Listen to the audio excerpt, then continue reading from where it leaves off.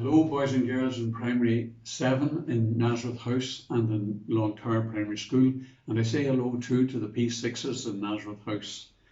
Maybe perhaps the P6s in Long Tower as well.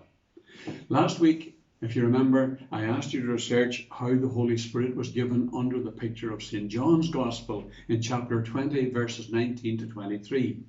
And we're told that Jesus breathed on the disciples. And I suppose the ancient word for the Spirit of God, I told you the Hebrew word ruach.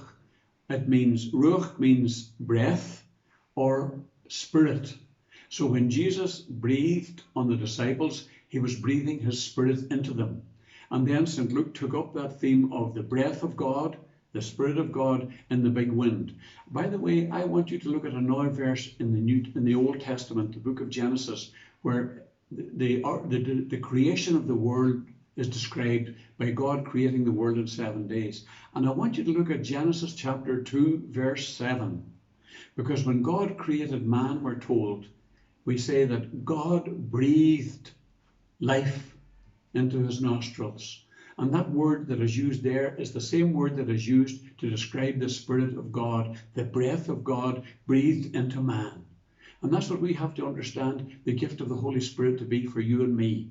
God's breath is God's Spirit, and it is breathed into you in the sacrament of confirmation.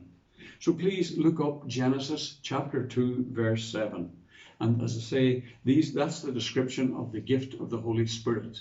We will move on after this, boys and girls, now to research these gifts of the Holy Spirit and the fruits of the Holy Spirit in the days to come.